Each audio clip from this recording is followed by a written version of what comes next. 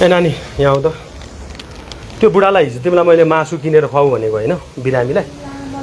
बिर्सिछु ल आइसु यहाँ आइसु त मैले भनेपछि त नि सुन्नु पर्छ नि त नि ल आइसु बा मैले चाहिँ हिजो यो नानीलाई जिम्मा दिएको थिएँ तपाईँलाई मासु ल्याएर खुवाउनु बिरामी मान्छेलाई भनेर ल्याएर दिएन दिएन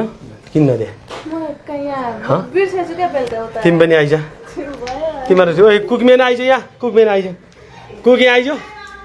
यहाँ आइज कुक है यहाँ आइज यहाँ आइज ए यहाँ आइज कुकमेन यहाँ आइज यहाँ आइज ल यहाँ आइज तिमीहरू यहाँ लाइन बस अब बाउबाट बस्छ हेर्न आज उता त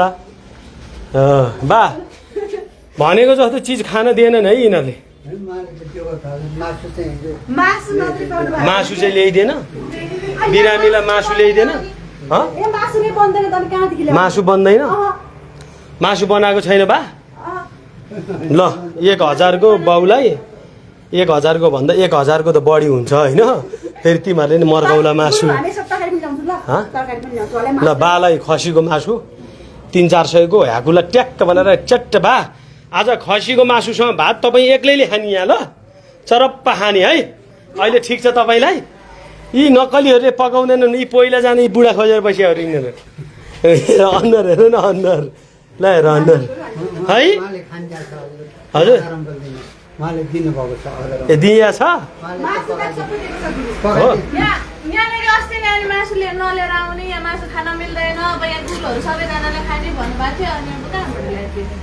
ए भनेपछि बाउलाई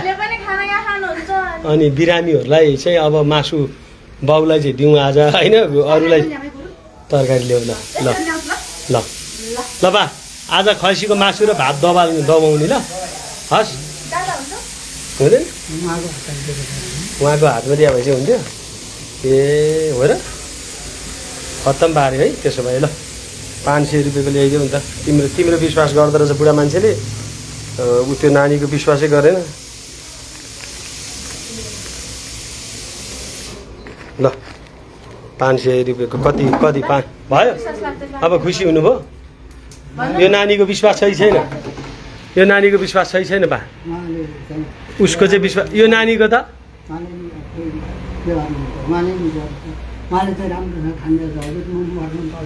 हो र दिन्छ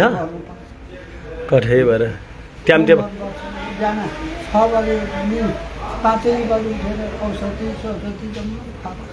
कठै भएर आफ्नो घरको परिवारलाई जस्तो माया गरिन् यिनले चाहिँ गरिनन् खोइ फाटै पर्यो रे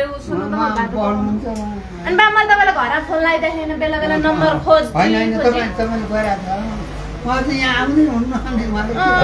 किचनमा आउँदै आउँदैन भातै पकाउँदैन है बा अनि मैले तपाईँलाई यहाँ आउँदाखेरि बा के छ भनेर सोद्धाखेरि छैन ल ल ल ल ल ल ल ल्याएर 200 डिग्रीको डायलग खाएँ मैले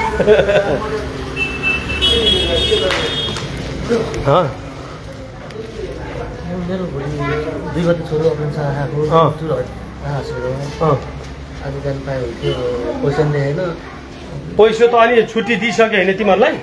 आज भन्नुभयो